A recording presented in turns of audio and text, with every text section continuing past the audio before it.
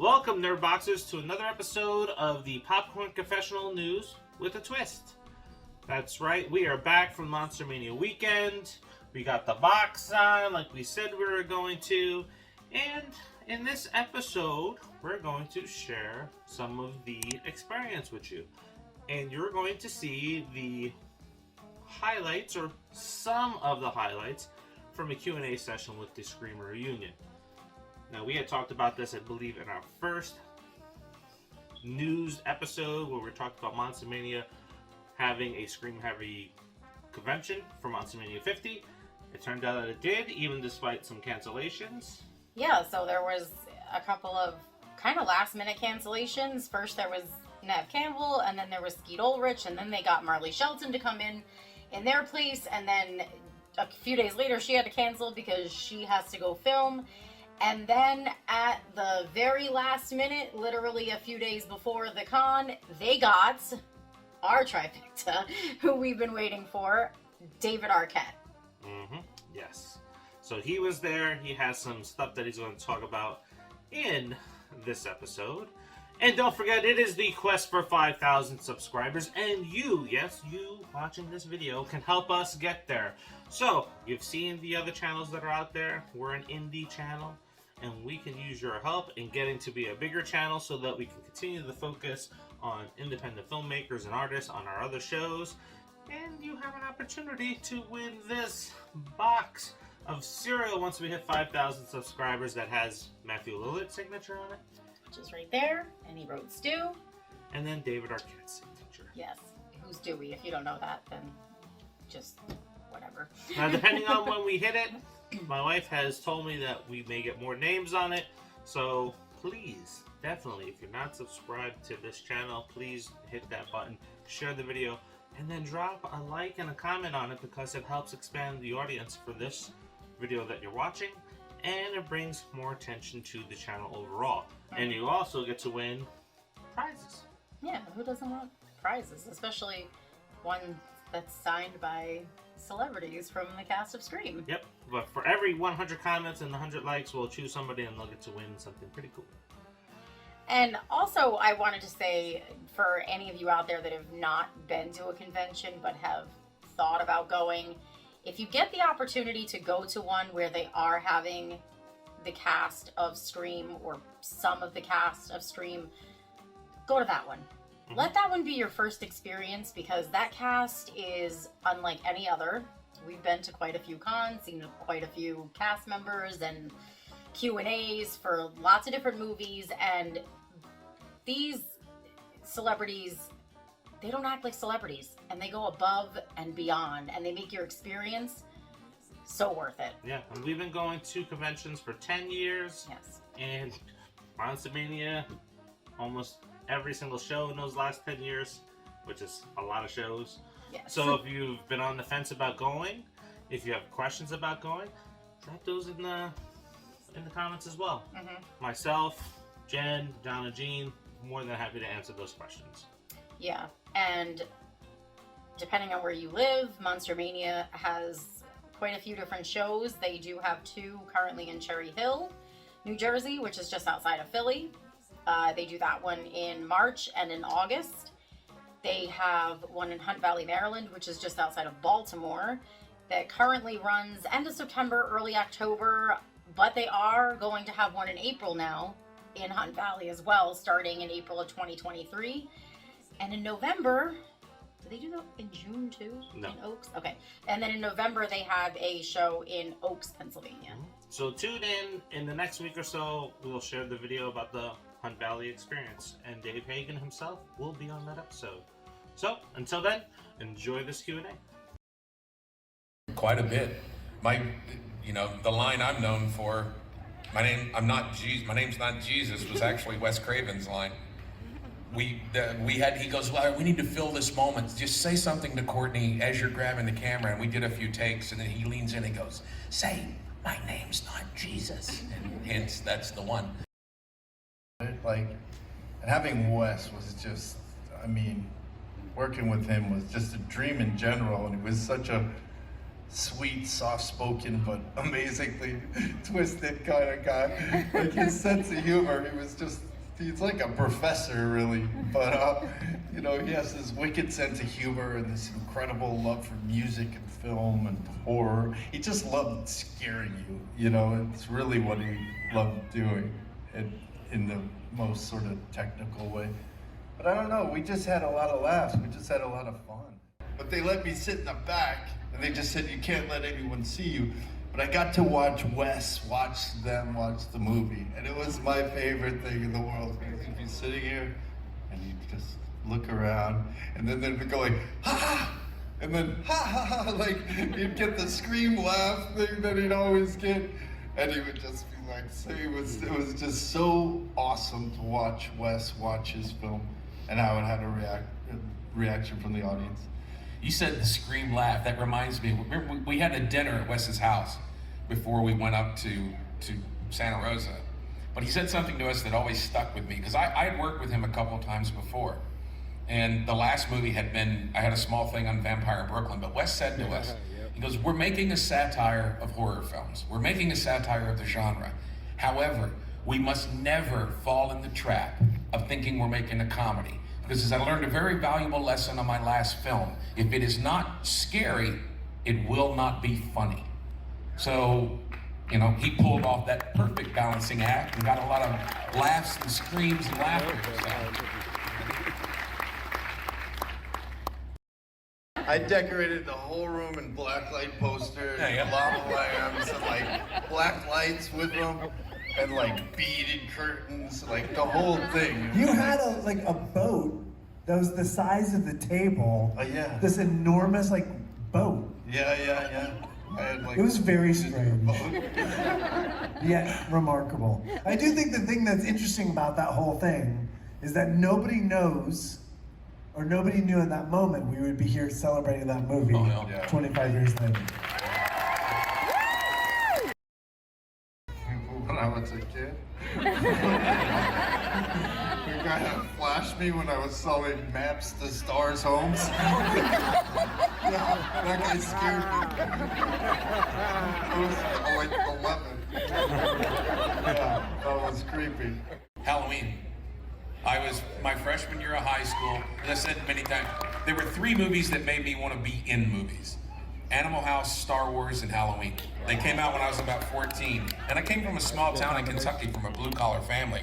And you know, back then, we didn't have your fancy Betamax. We had to go to the movie theaters, by God. And I went to see them multiple times and remember thinking, I want to.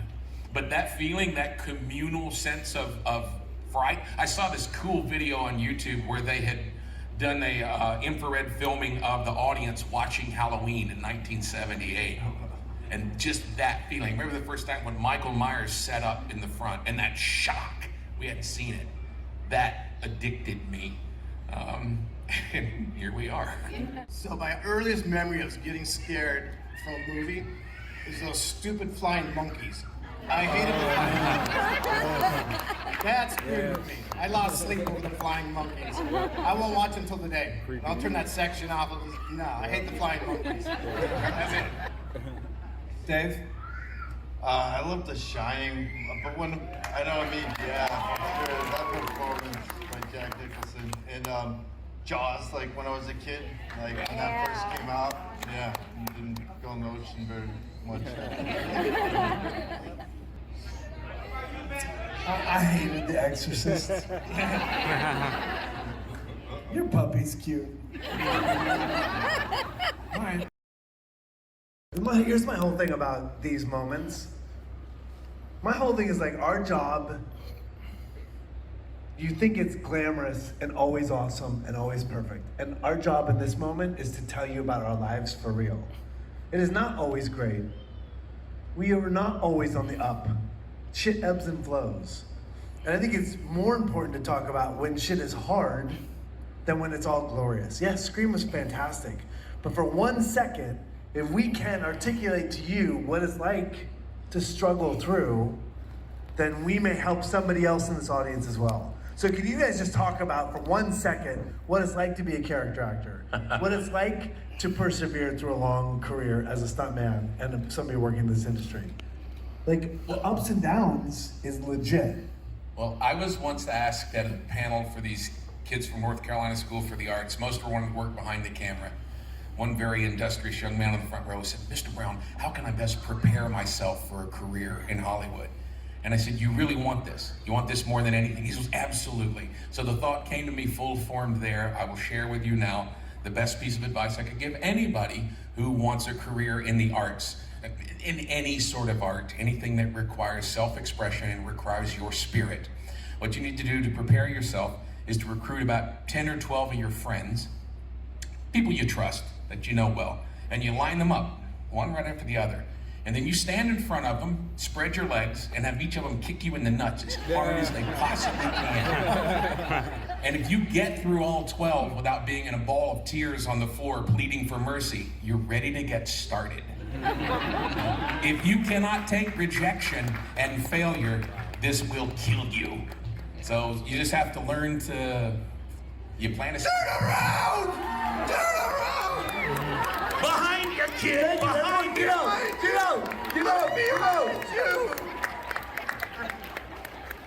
Did you hear that question? Hold on a second. I want to hear their answers. So, stunts, yes. All right, so when I started out, I worked 3 jobs at night, weekends, whatever, to support me enough to keep everything, keep the monies flowing so I could go out and hustle. I mean, I would go out, sneak onto Universal, took a playbook out of Spielberg's book. I'm like, hey, if he can sneak on there, I can. I'd just get onto the studios, go hit up the stunt coordinators, talk to them, hustle my way into maybe 1 job every 6 months. And for a year and a half, I worked 3 jobs just to support my stunt addiction, right? And then finally, they let you in the coffee shop. I knew you got to get into Screen Actors Guild. That's a whole other ball of wax at that time, right? Yeah. So we had to get into that, and it was just perseverance. You just have to hustle and grind. And then they finally go, hey, come on in the coffee shop. Yeah, sit down. No, we're not going to serve you, but you can sit down, right? And then it took, in my opinion, unless you're born into a dynasty of stunts, right? And there's some big heavy-hitting stunt dynasties out there. It's a 10-year start. Stunts is a 10-year program. So I started it off in my early 20s, and I hit my stride in my 30s, pulled it on out for the next 20 years, got tired of Advil and being sore, finally got smart, and I'm like, hey, I'm gonna retire. Except the big difference is, in my part, the kick in the nuts was metaphorical, and yours, it's literal. And so, that's right. So I did over 100 commercial interviews before I got one. One gig. One. Yeah. And you go over and you just gotta grind, and they just gonna kick you down and grind you into the ground, and you better have a hide. Because if you're sensitive, there's no place for you. I don't know how many now a lot of the auditions are on Zoom. Just countless auditions and studying all this thing and not even hearing back or not even knowing what they thought about you, just constantly. And then one recently I got, and I was like, what? This is amazing. So it's not like, so it takes a lot. I mean, it takes a lot of even when you're, doing, one of the bigger screams or something, and then you find yourself on a set where it's some indie budget and, low budget, so you don't have a trailer, you don't have any of the sort of perks that they have. I don't know, but it's always a blessing just to be able to work and I like to stay busy, but it's a ton of rejection. I mean, and it's so much rejection that when you then get your next job, you're like, I know they're gonna fire me. I'm not gonna remember my lines. And there's all this pressure you're putting on yourself. I've found out just in life in general, it's really a battle with myself, not beating myself up, not getting in my own way, not being my worst critic, so Yeah, that helps a lot. Dude, that's it. That's it, right? So I have not worked in a year. So I've done X amount of movies, I've been around X amount of time. I have to feed kids. My kids are here. My daughter showed up today. But I don't have a job. So the thing you have to understand is that moments like these, at this con, you're feeding my kids. So I want you to know something. I appreciate you being here. I appreciate you taking your money and supporting these people and me and our families.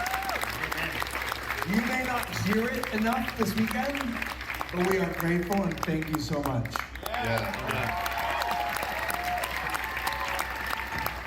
Just real quick, my answer to that, by the way, when you are lost and you're creative, what you need to do is find other people like you. That you are a fucking pack of creative people, but you have to find your pack.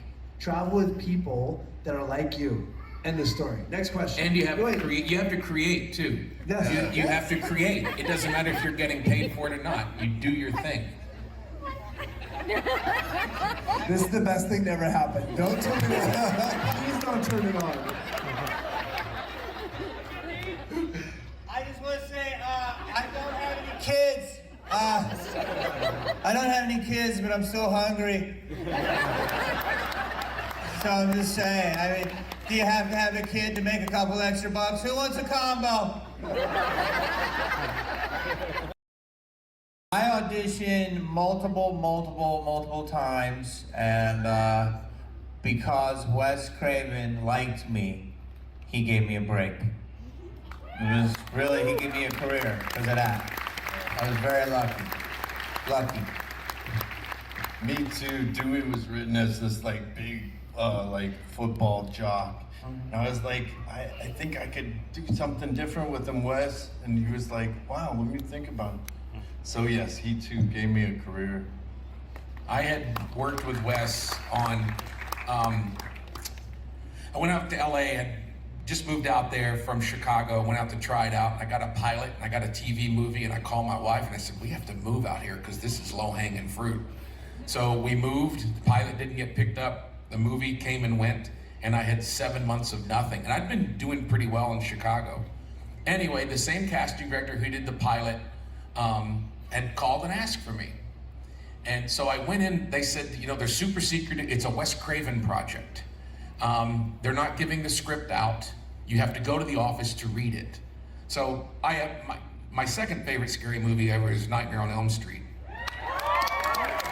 And I did not like some of the sequels.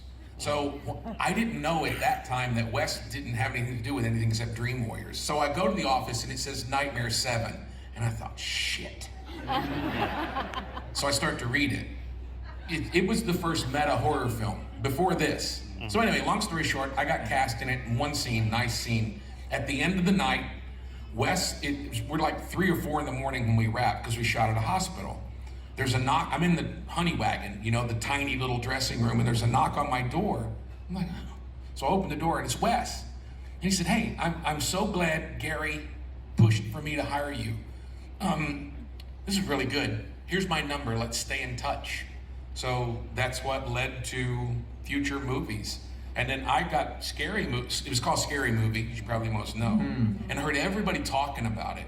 So I got a copy and I read it. Honest to God, I didn't see what was special about the script. Like, well, all the plot points fit, you know?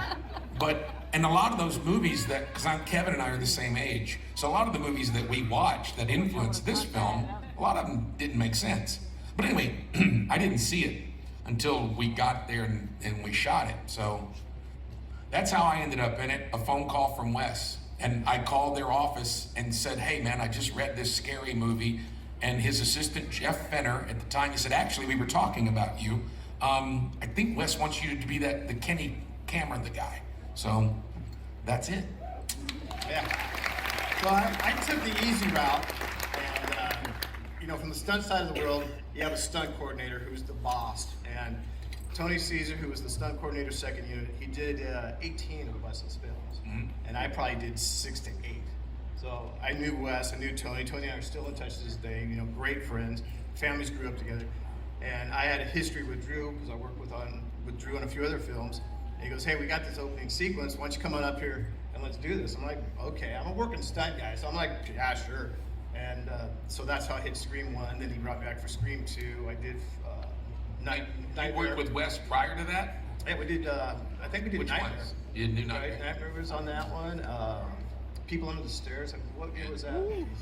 90. It was all because I can't Shocker or People Under the Stairs. I forget which one was Yeah, first. so- But 91. So I think the first film I did with Wes was the original Nightmare. I think that was like 90. You guys know, when was Nightmare on Elm Street? The first 84. one. 84. There you go. That was the first one. That's where I yeah. So that's and here we are up in mid 90s, early 90s. I'm still working on Wes's films. So we did a bunch, and it was great. And he trusted me, and I didn't have too many take twos as a stunt guy, so I guess that was good. He kept allowing Tony to bring me back in. It's good. So, two things. I auditioned for Skeet's role, and I didn't get that shit. Because hashtag. No, I auditioned for it, and they said to me, hey, will you come back in like 3 hours and meet Wes Craven to audition for this other role? Here's 15 pages of of lines.